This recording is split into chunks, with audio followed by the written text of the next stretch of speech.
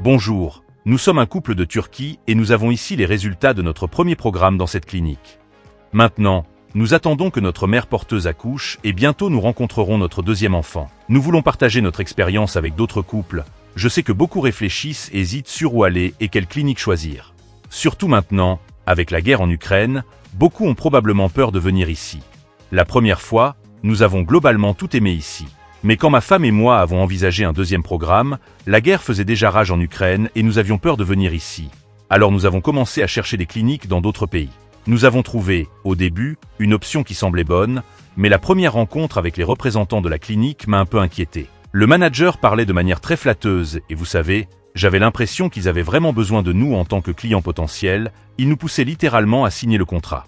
À ce moment-là, cela ne m'a pas trop plu, j'avais des doutes. Bien sûr, je pensais à votre clinique et j'étais très désolé qu'il y ait une guerre ici.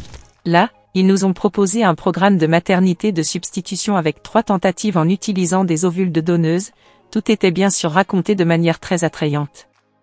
Nous avons rencontré le manager dans un café à côté de la clinique. Nous avons signé le contrat, les pages du contrat étaient assez peu nombreuses, ce qui m'a aussi surpris. Nous avons donné 11 000 $ en espèces au coordinateur et elle est allée payer, tandis que nous avons fini notre café. En passant, nous avons payé nous-mêmes l'hébergement à l'hôtel, la clinique n'a payé qu'une journée. Personne ne nous a rencontrés à l'aéroport, nous avons dû nous débrouiller seuls dans un pays étranger, personne ne nous a hébergés, ils ont juste envoyé l'adresse de la clinique, où nous nous sommes rendus par nos propres moyens et avons fourni le sperme et les analyses de sang. En ce qui concerne les ovules de donneuses, il n'y a pas de possibilité de choisir soi-même la donneuse et de lire des informations à son sujet, comme c'est le cas dans votre clinique. Il n'y a que des ovules de donneuses congelées. Nous voulions que la donneuse nous ressemble et pour cela, ils nous ont demandé 8 000 $ supplémentaires, sans garantir à 100% que la donneuse serait vraiment ressemblante. Leurs ovules sont mélangés, je pense qu'ils ne savent même pas eux-mêmes ce qu'ils ont et à qui ils appartiennent. Nous sommes rentrés chez nous pas totalement satisfaits, il y avait beaucoup de questions auxquelles ils ne répondaient pas,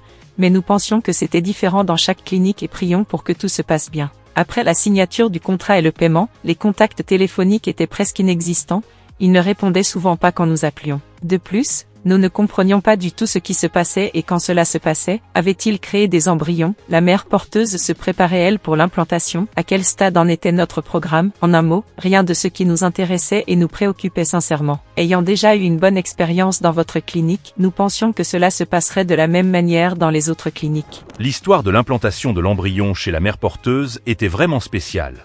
Nous avons attendu 6 mois sans aucune nouvelle de la clinique. Puis soudainement, nous avons reçu un message nous informant que notre mère porteuse n'était pas enceinte. C'est-à-dire que nous n'avons même pas été avertis du moment du transfert d'embryon. Nous n'avons jamais reçu de preuve qu'il y ait eu un transfert, seulement les paroles du coordinateur. Honnêtement, j'étais à bout, j'étais en colère et j'ai donc décidé de ne pas laisser tomber et d'aller à la clinique sans prévenir, pour clarifier la situation en personne.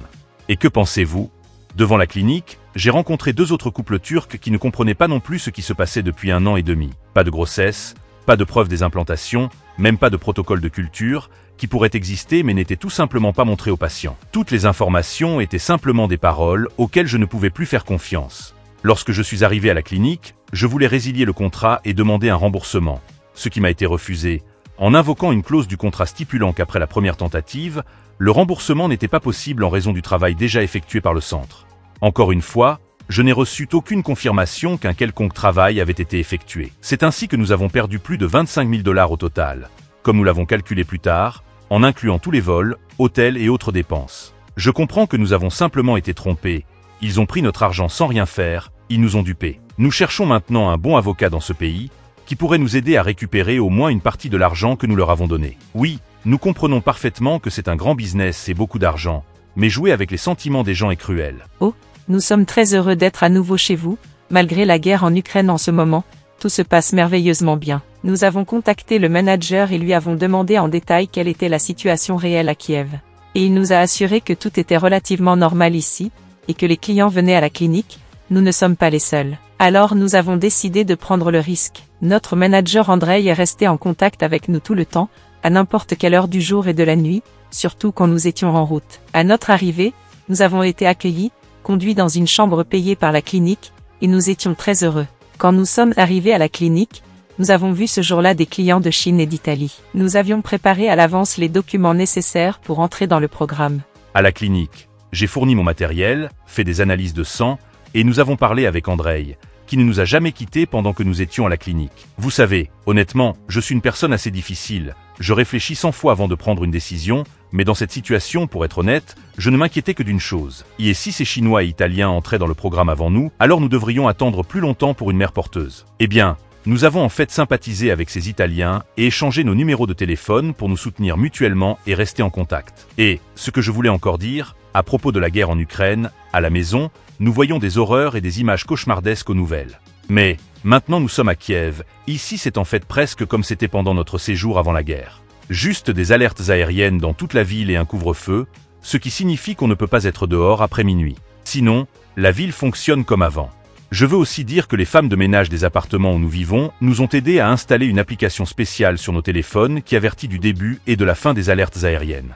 Mais vous savez, les gens ici n'y prêtent même plus vraiment attention. Aujourd'hui, avant de venir à la clinique, il y avait une alerte, mais ils ont dit que c'était juste un MIG. Nous n'avons pas compris ce que cela signifie, mais tout le monde était détendu, calme et continuait ce qu'il faisait. Je suis sorti sur le balcon pendant l'alerte et j'ai vu que tout le monde continuait comme d'habitude, certains buvaient du café, d'autres discutaient. Que puis-je dire d'autre? Nous sommes heureux d'avoir pris le risque et d'être venus ici, cela en valait la peine.